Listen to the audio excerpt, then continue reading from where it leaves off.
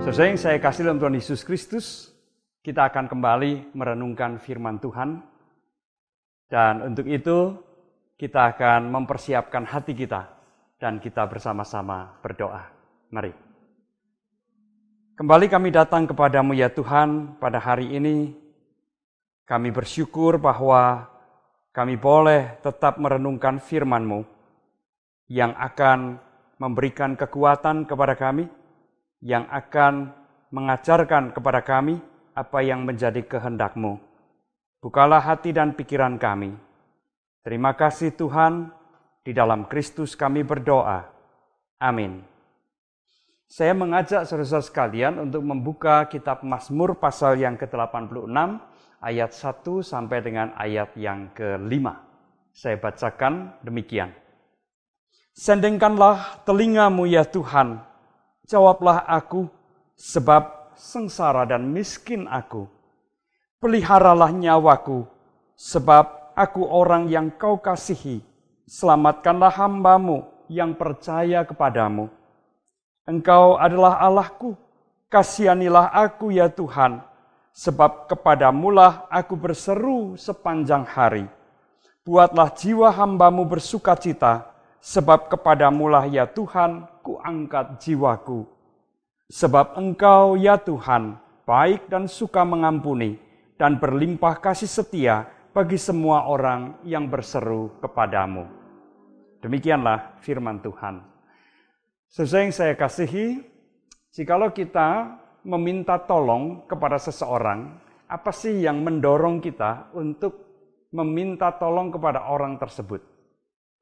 Pasti ada sesuatu yang membuat kita menghubungi orang itu dan memohon pertolongannya. Mungkin kita percaya bahwa orang itu sanggup menolong saya. Atau setidaknya kita berpikir kemungkinan besar orang itu bisa menolong saya. Mungkin juga ada alasan-alasan lain yang jelas. Kalau kita menghubungi seseorang untuk memohon pertolongan, pasti bukan tanpa dorongan. Bukan tanpa pemikiran sama sekali meminta tolong secara acak begitu saja, biasanya tidak. Bukan itu yang kita lakukan.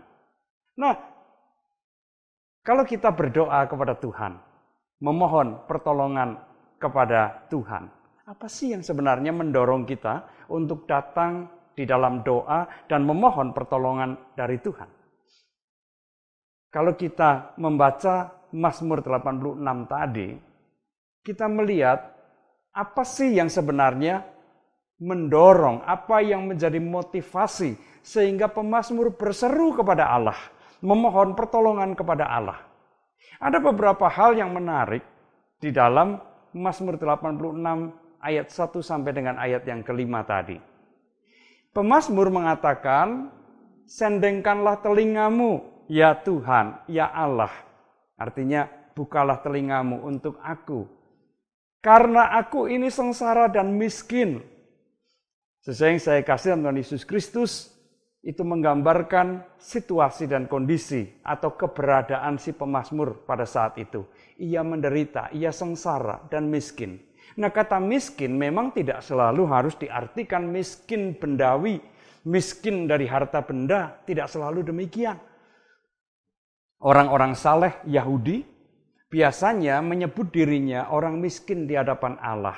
Itu sebenarnya untuk menggambarkan kerapuhannya, kelemahannya, dan sekaligus juga orang yang membutuhkan belas kasihan dari Allah.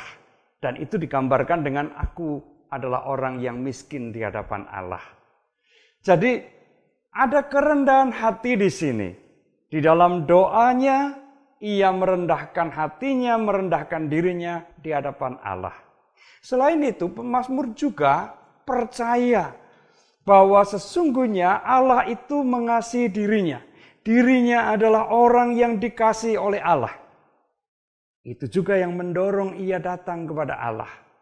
Ia juga percaya bahwa Allah sanggup dan berkuasa menyelamatkan dirinya.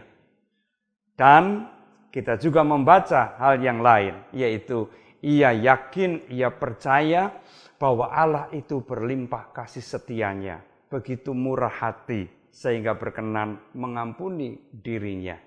Itulah alasan-alasan, itulah dorongan-dorongan dan motivasi-motivasi yang membuat pemazmur datang kepada Allah.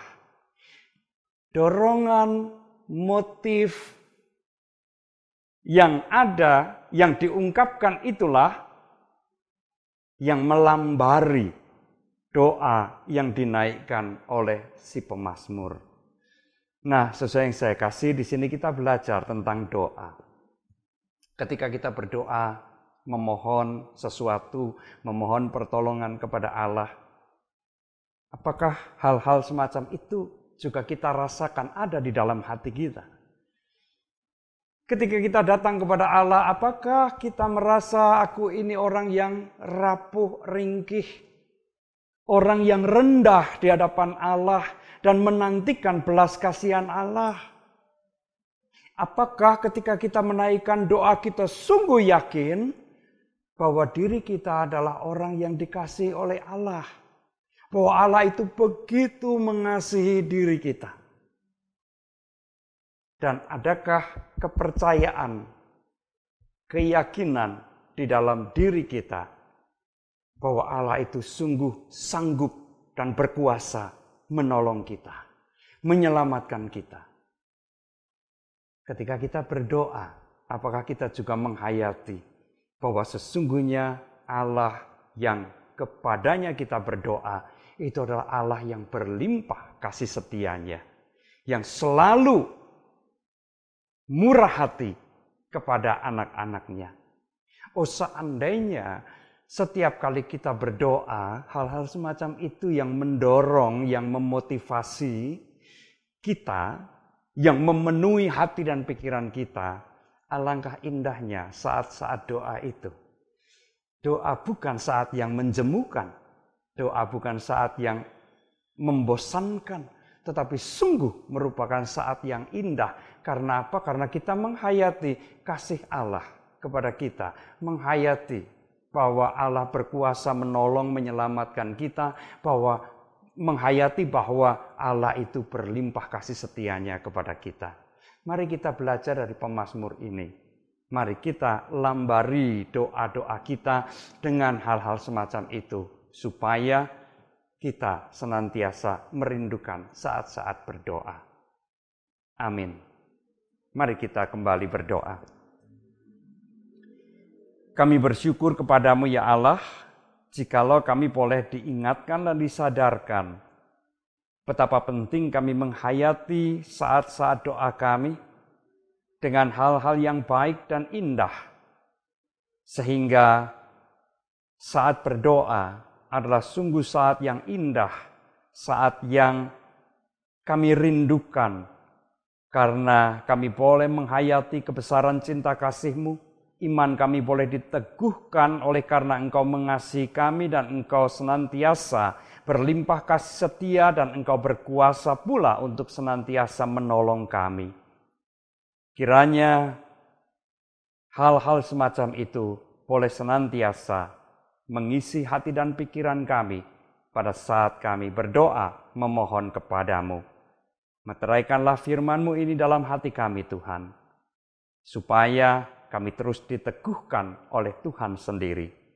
Di dalam nama Tuhan Yesus kami berdoa. Amin. Tuhan memberkati kita semua.